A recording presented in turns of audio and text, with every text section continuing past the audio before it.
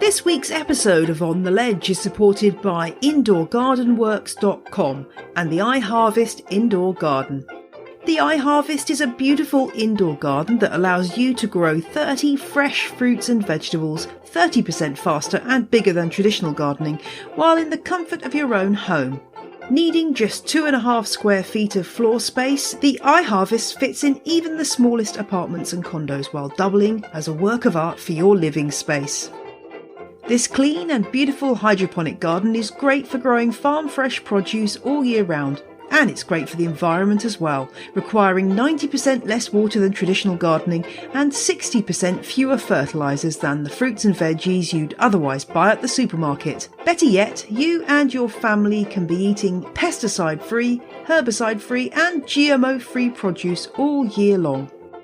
Add greenery and fresh food to your life this winter by pre-ordering your iHarvest now at IndoorGardenWorks.com.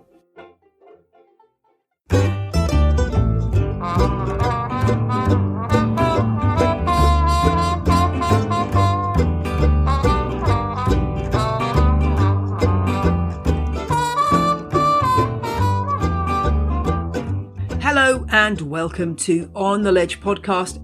I am your host, Jane Perrone, and welcome to an award-winning podcast. Yes, On the Ledge scooped the Gold Award in the Podcast Talent category at the Garden.com Media Awards in Salt Lake City over the weekend.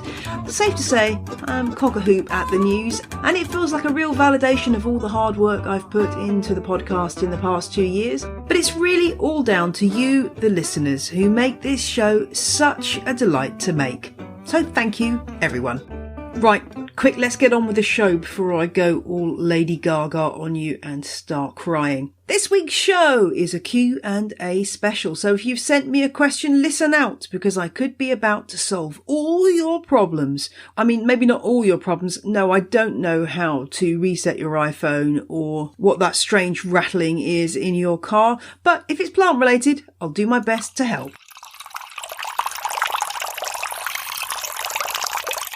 Just before we get started, a quick shout out to my 3 new Patreon subscribers this week.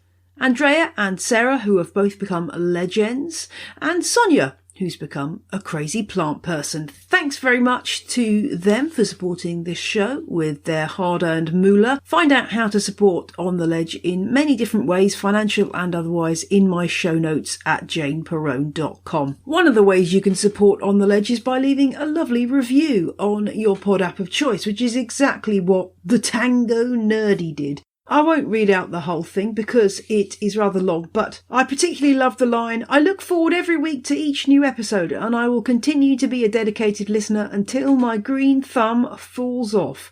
Well, let's hope that doesn't happen, the Tango Nerdy. And I mean, I can't imagine the circumstances under which that would occur, but yeah, fingers crossed. Well, thumbs crossed that your thumbs stay intact for a very long time to come. So please do follow the Tango Nerdy's example and leave me a review on iTunes. Tell your friends about the show and generally spread the word about On the Ledge. And I've heard this week from Jane Davis, who is founder and director of The Reader at Calderstone's Mansion in Liverpool. And it's been relaunched as the International Centre for Shared Reading. Well, I do love a good book, so I am fully behind this project. And as a big houseplant grower herself, Jane is looking to fill the mansion with lots and lots of plants. So if you have got any cuttings that you could donate and you happen to be in the UK, so they're easy enough to post, then I will post some details in the show notes about how you can get your donations of cuttings to green up the International Centre for Shared Reading. Do go and check that out. Let's get going on the Q&A, and Ryan from Chicago in the US wants to know what to do with spent potting mix. The kind that you get as a result of, well, dead plants. Let's not beat around the very much dead bush here. This got me wondering this question because I don't have a lot of, well, if you could see me doing air quotes around the word spent, spent compost that is produced from my houseplants. So I was wondering where all this used potting mix was coming from, and I questioned Ryan further, and I got a reply back. And he was a little bit sheepish here, I guess. He said, I think you're on to a couple of bad practices.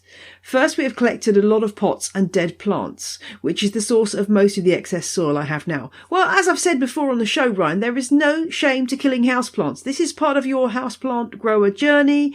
It's okay. We all kill plants, and we will figure out what to do with that spent compost. But Ryan also says that he thinks he's been removing too much soil from the root ball when repotting. Now, this is an interesting one.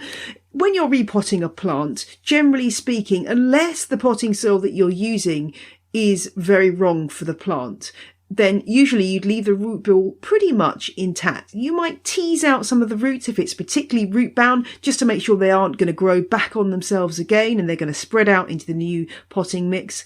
But generally speaking, I wouldn't knock all of the compost, or rather potting mix, off the root ball, because there's not really any necessity to do so. However, what I would do is make sure that I aerated that root ball quite vigorously before I repotted. What does that mean? Well, it means you're getting more air to those roots which may be suffering from compaction because the old potting mix has just kind of slumped down. So reintroducing air is important, and I would generally do that using something like a chopstick, or depending on the size of the roots, it would depend on the size of the tool I'd be using. Anything from a very thin knitting needle up to a chopstick, up to a bamboo stick.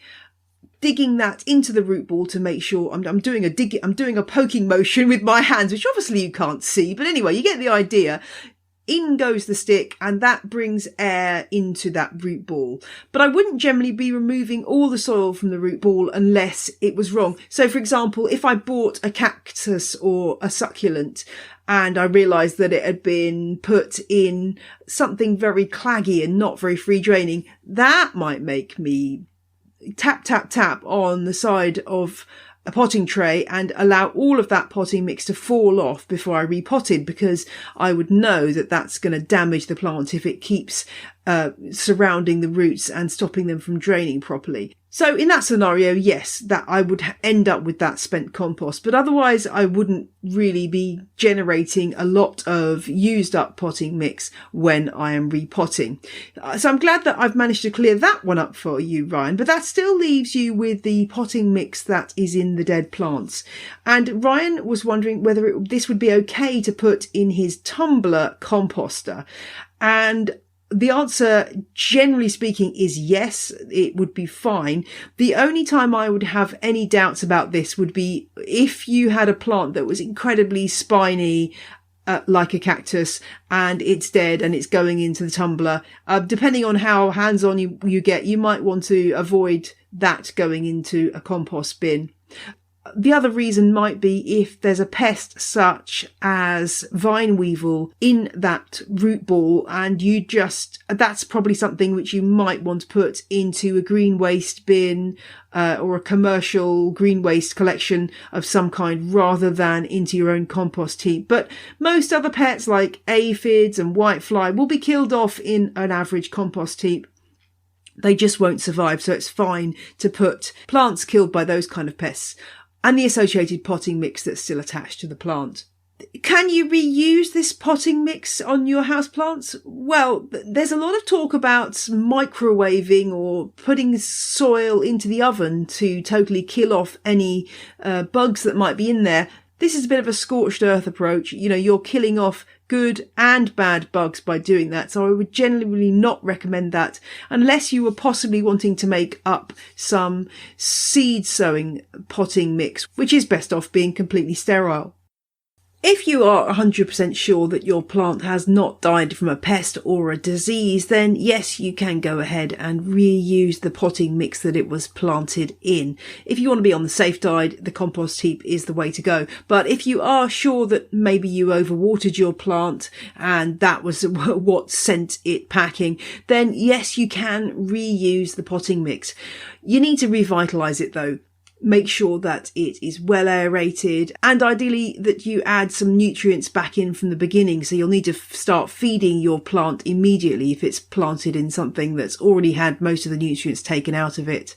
You might want to add some perlite if it's a more free draining mix you're looking for, or possibly some vermiculite for certain plants that like more moisture around the roots. And I probably wouldn't use spent compost as 100% of your potting mix. I'd add in some new houseplant compost and maybe cut it 50-50 just to make sure that the plant gets the best possible start in life. The absolute worst thing that can happen to your spent potting mix is it just ends up going into the regular bin and off to landfill, because that really is a terrible waste.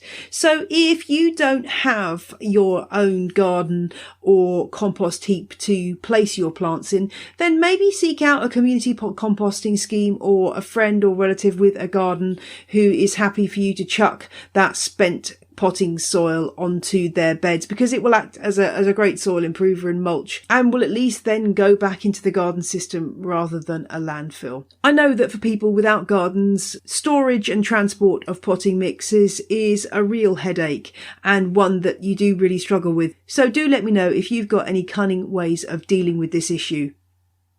And the next question comes from Izzy, who got in touch on Instagram, where I'm j.l.perrone, to ask, how do I know when chilies are ready to pick? Well, it just so happens, Izzy, that I need to check on my own chili plant. So let's go and take a look and see if we can answer your question. I've come outside onto my patio to take a look at my chili pepper. Over the years, I've grown loads of different chili varieties. Some years I grow tons of the things. This year I've only grown just one, because guess what? I'm a little bit obsessed with other plants at the moment and the on the ledge sow along. So I haven't grown as many chilies as I normally would. I've just got this one plant which came as a seedling from William, a friend of mine who is from Central America. So he knows what he's doing when it comes to chilies.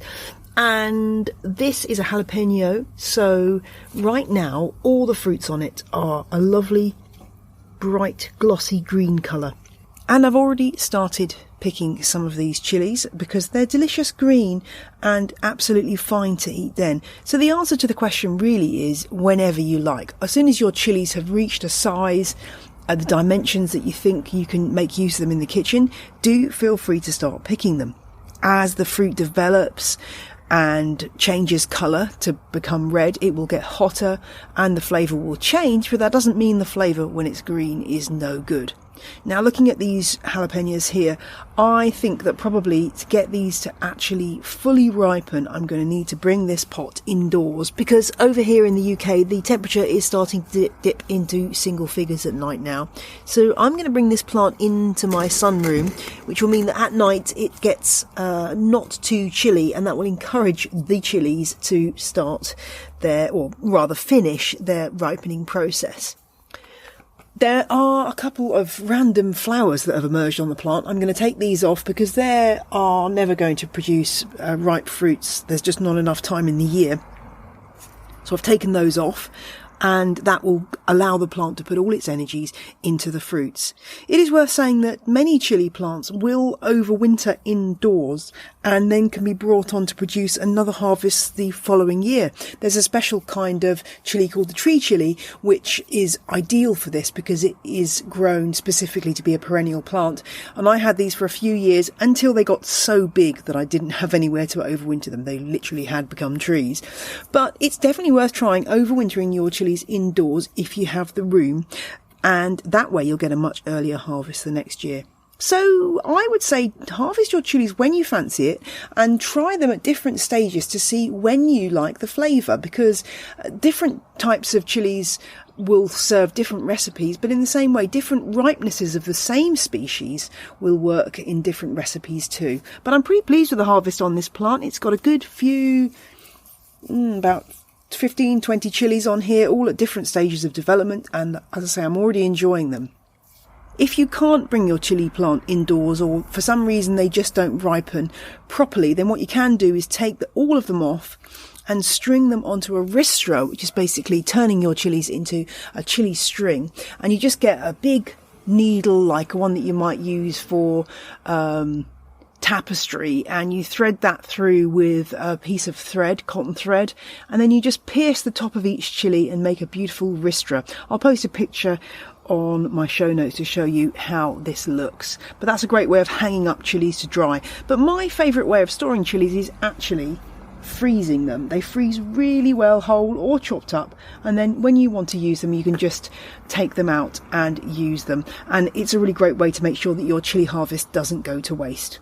Right, there's a rather delicious looking tomato growing next to the chili, a wonderful variety called Bloody Butcher, and it's just calling for me to eat it. So I'm off to eat a tomato now, but I hope that chili advice has helped. Well, I can report that my Bloody Butcher tomato was absolutely delicious. One other thing I forgot to mention in the excitement about the tomato is a way of getting your chilies to ripen further once they're off the plant.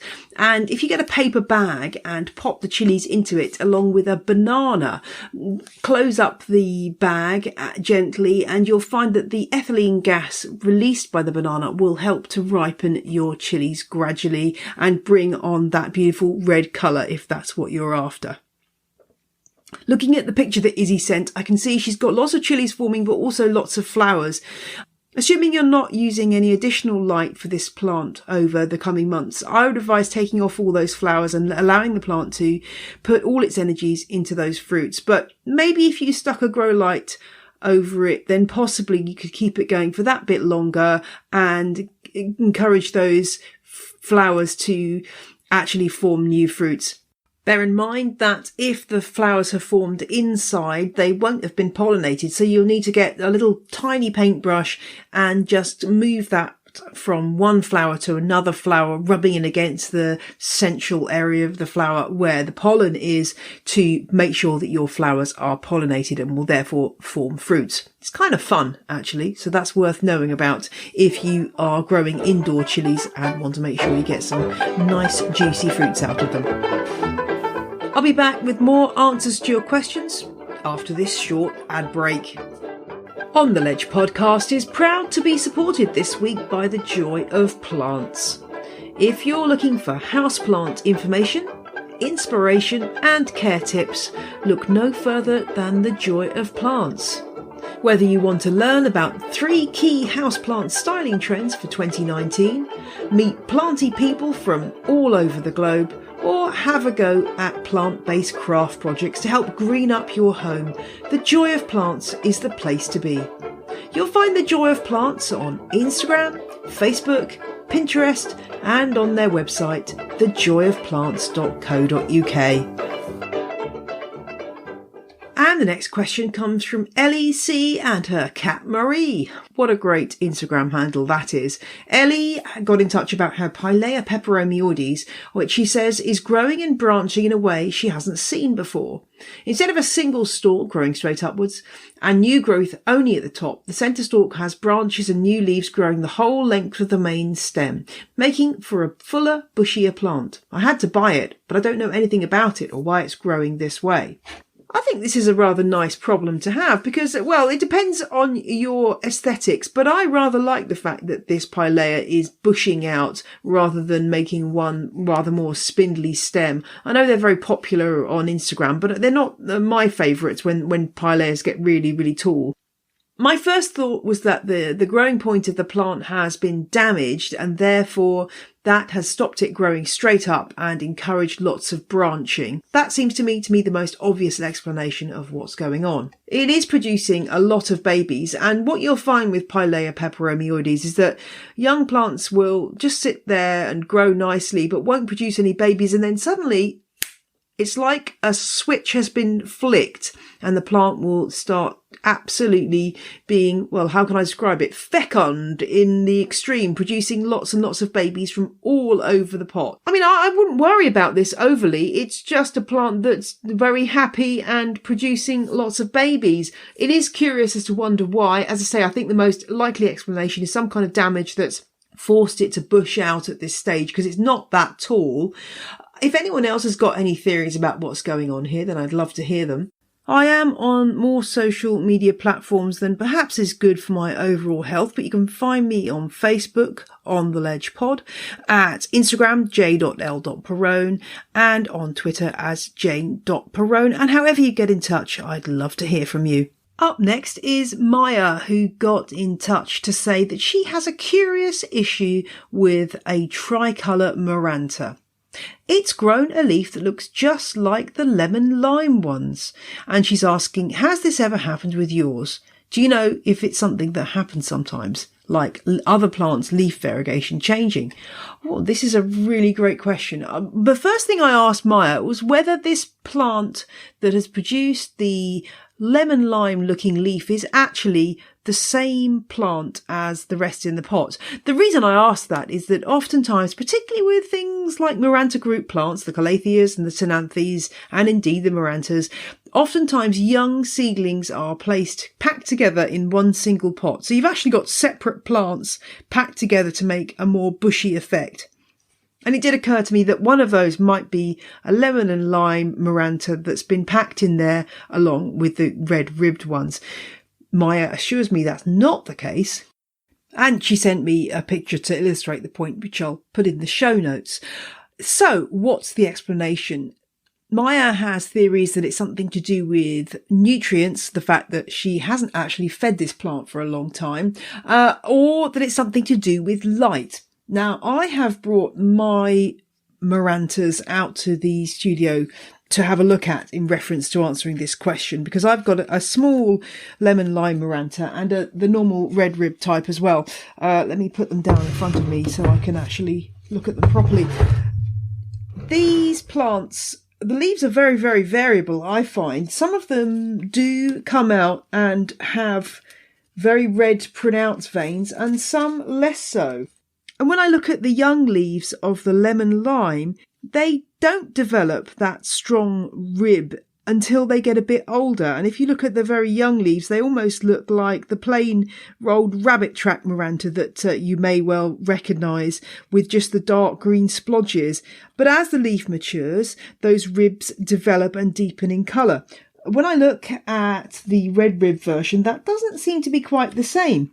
The red ribs are there from the beginning, but I do notice on my plant that some are more intense than others.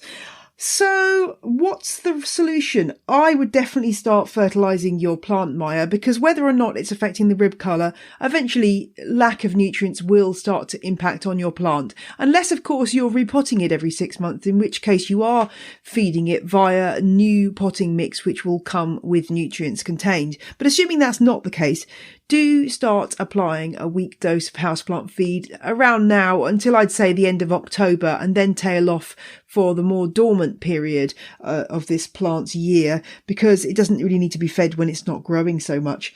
And see if that makes any difference. But I don't have a great deal of faith in the theory that it's down to nutrients, because looking at the rest of the plant, that looks perfectly healthy and is producing lots of lovely leaves. So I suspect that nutrients are not responsible. Could it be light? Well, I think this is a case of wait and see.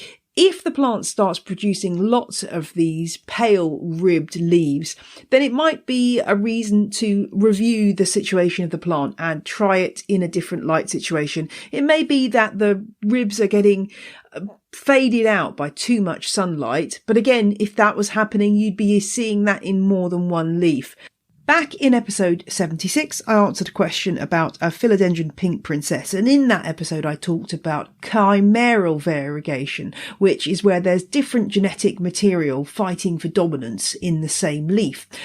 But Maranta, the variegation of Marantas is different. It's called natural variegation or pattern gene variegation.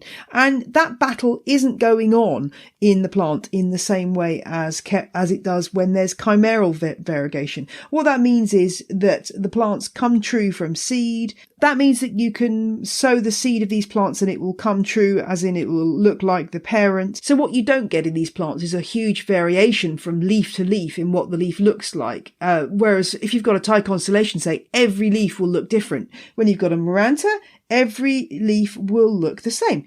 Having said that, but even then, you still get the occasional odd leaf that just doesn't conform. And unless this plant starts producing every leaf the same, I wouldn't be overly concerned. It's just an interesting curiosity that may have been caused by a genetic blip that probably isn't going to go on and continue. But if you want to experiment, Maya, then I would just try moving this to different light intensities and see how the plant responds.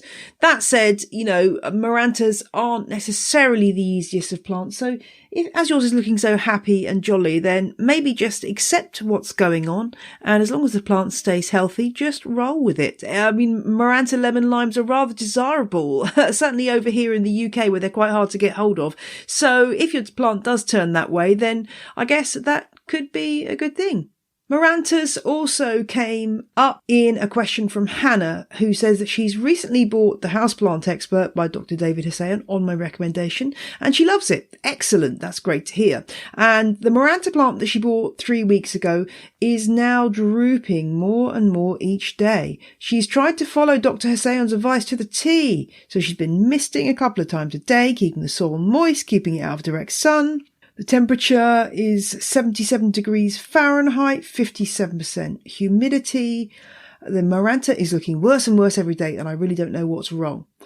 And I actually had a very, very similar query on Twitter addressed to me earlier this week. And this came from Stephanie, who's also suffering from a drooping Maranta. So what's the answer? Well, if you buy a Maranta and bring it home, oftentimes the plant is completely in shock and it's probably planted in a potting mix that is suitable for a nursery where conditions are absolutely tip-top and perfect and computer controlled. But when the plant gets back into your house, well, things are less than ideal. And even if you're doing everything you think you should, probably the conditions that you can offer mean that the potting mix that it's in is not right for your conditions, even though it was right for the conditions they were growing in the nursery.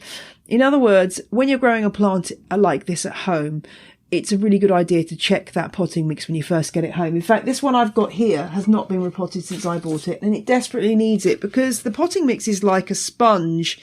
It's very moisture retentive rather than the more free draining mix I would pot it into. I'm putting potting mix all over my keyboard at the minute. Anyway, so this plant that I've got desperately needs repotting, and I think that's part of the reason why it's had spider mite, because it's been weakened by non-ideal conditions. So what I would say in both these situations is check that pot and the root ball, and ideally knock away all the potting mix from around the root ball and from the root ball as much as you can, and repot in a free draining potting mix that allows water to drain away more quickly, which means that the roots won't be getting soaked. And this drooping effect is probably due to too much water around the roots. That said, it can be other things. Cold drafts. If the plant's been exposed to cold drafts, either on the way home or in your own home, that can also put it into shock. The plant doesn't know whether it's coming or going, and you get this drooping effect. I'd say check the root ball, make sure that's okay, then continue with everything you're doing beyond that and hope that the plant responds well. It can take a couple of months for a plant to really settle into your conditions, so don't give up hope, but don't allow a situation where the plant is too moist to continue for long, because particularly at this time of year, what's happening is growth is slowing down. And so the amount you were watering 2 months ago when it was hot summer won't be ideal now as the temperature drops and the plant's metabolism just slows down. It's not, the engine of the plant is slowing down, and so it needs less supply. So it needs less water to go along its daily business. So you need to think about tailing off the watering a bit, and as I say, making sure that potting mix around the root ball is not making it too claggy and producing this effect of wilting the leaves. Because as I've said before on the show, wilting leaves can be a consequence of too much watering as well as too little. The other reason why Marantas droop is spider mite, and this is worth checking for any time your plants show any kind of signs of distress. Check for spider mites. I've mentioned before in the show about getting a hand lens. Get your hand lens I'll use the zoom function on your smartphone to have a really close look at the leaves. Down the central rib at the back of the leaf is the place to look for these little tiny creatures wandering about, or just about visible to the eye is the white grainy stuff. That is the sign of spider mites in the form of the eggs and the shed skins. If you want to know more about spider mites, do go back and listen to my spider mites episode, which I will link to in the show notes. I hope your Maranta is looking good again soon, Hannah, and that's proven helpful. And remember, if you've got a question for On The Ledge, drop me a line. ontheledgepodcast@gmail.com is the best place to send your inquiry. And the more information you give me, the more I can help. So photographs up close from a distance, pictures of the pot telling me whether it's in a plastic or terracotta pot, where you live in the world, how long you've had the plant for. All of that information can help me diagnose the problem. Otherwise, it just turns into me having to fire back loads more questions at you to try to help. And now I have a question from Jennifer, who has moved from northern Michigan to outside New Orleans, Louisiana. Well, hey y'all, do you have any suggestions for plants that can handle air conditioning? This is an apposite question, Jennifer. Having lived in Baton Rouge, Louisiana, I know that air conditioning is pretty vital for certainly a few months of the year when it gets dastardly hot.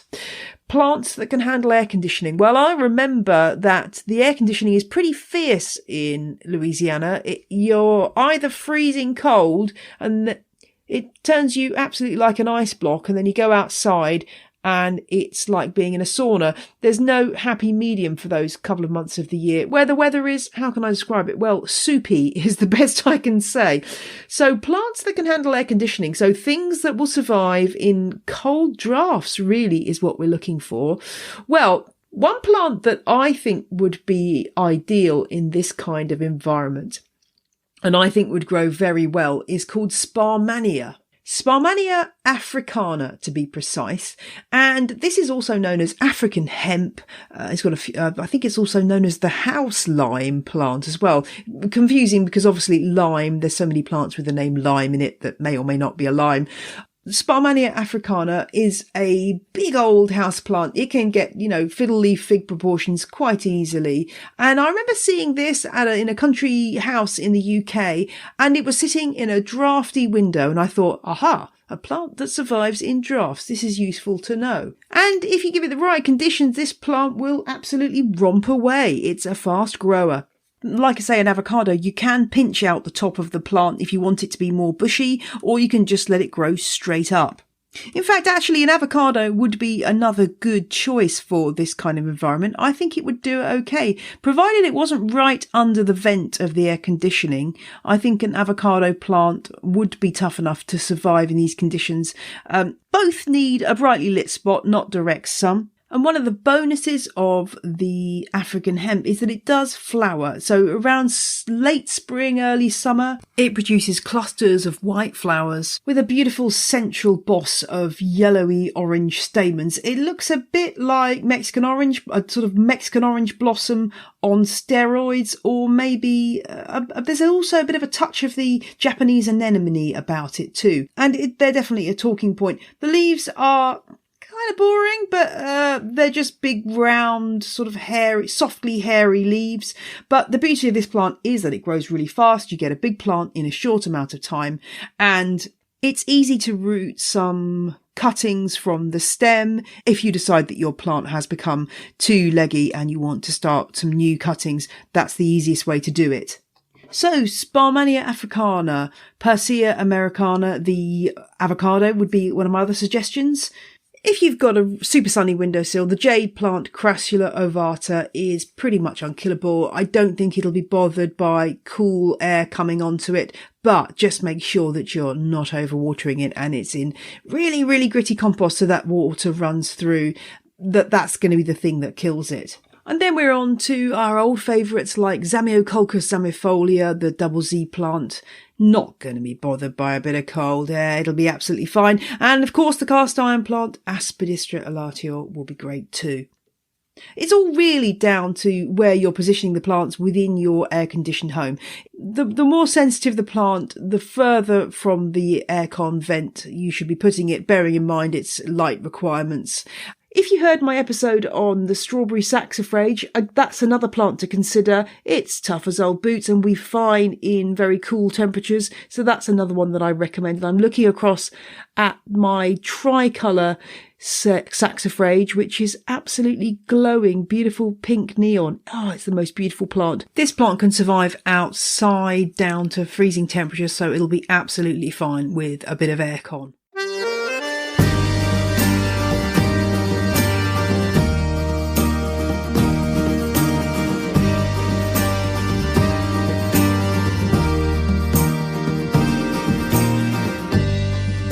Wraps up this Q&A special. Don't despair if I haven't answered your question. I answer a question in most episodes of the show, so keep listening and yours should come up. And if you don't get a reply from me, do send a nudge. I do get a lot of emails and I will do my best to get back to you individually if I possibly can. And don't forget, you can use the search function on my website, janeperrone.com, which will help you to track down advice for the plant that you're trying to deal with. I'm off now to titivate my tradescantias. I do hope you have a fabulous week. Bye!